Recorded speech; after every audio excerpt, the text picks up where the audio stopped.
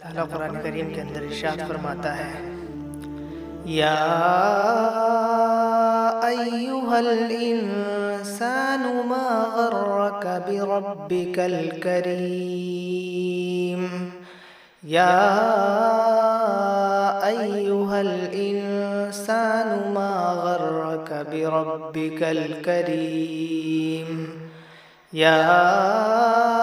ایھا الانسان ما غرک بربک الکریم،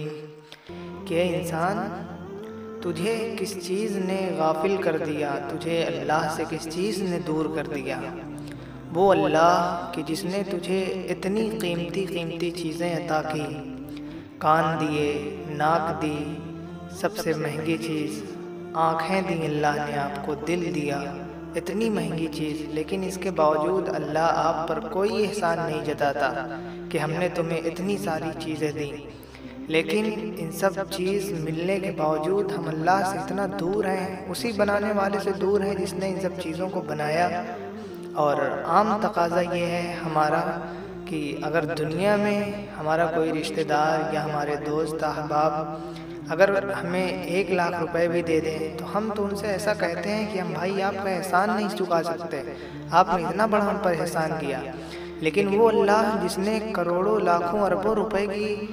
اربوں روپے کا سامان آپ کو دیا، آپ کو دل دیا، آپ کو آنکھیں دی، آپ کو کان دیے سننے کے لیے، جس کا ہم شکر چاہ کر بھی اللہ کا احسان ہم نہیں پورا کر سکتے، لیکن اس کے باوجود ہم اسی بنانے والے سے اتنے دور ہو گئے ہیں۔ من نطفۃ خلقہ فقدرہ، اللہ نے ہماری حیثیت بتائی، ہماری اوقات بتائی کہ اللہ نے تمہیں ایک ناپاک قطرے سے پیدا کیا، اس کے باوجود بھی ہمیں اتنا اکڑ ہے، ہمارے اندر اتنا غرور ہے کہ اپنے غرور کے آگے ہمیں اللہ سے رشتہ کیسے جوڑنا ہے، اللہ کے ساتھ کیسے رہنا ہے۔ میرے بھائی ہم اس چیز سے بہت دور نکل چکے ہیں، ہم ہر قانون میں، ہر چیز میں اللہ کے خلاف ہیں، اللہ کے قانون کے خلاف ہیں، اسلام کے خلاف ہیں، ہے نا؟ اللہ نے ہم پر اتنا احسان کیا ہے، ہمیں تو یہ چاہیے کہ ہم بھی اللہ کے فرما بردار بندے رہیں۔ تو یہ قرآن جو اللہ نے اپنے پروفٹ محمد صلی اللہ علیہ وسلم پر اتاری اور پھر محمد صلی اللہ علیہ وسلم نے اس کی تعلیم ہمیں دی، ہمیں سکھلایا، تو اس میں غور کرنے کا مقام ہے میرے بھائی۔ ہم اس کو پڑھیں غور سے، پھر دیکھیں کہ ہمارے زندگی میں کیسا سکون آتا ہے، اللہ ہماری زندگی میں کیسا سکون دیتا ہے، کیسا اطمینان دیتا ہے ہماری زندگی میں، کہ ہماری زندگی ایک دم خوشیوں والی گزرنے لگے گی، ایک دم چین سکون والی گزرنے لگے گی۔ لیکن اس کے لیے شرط یہ ہے کہ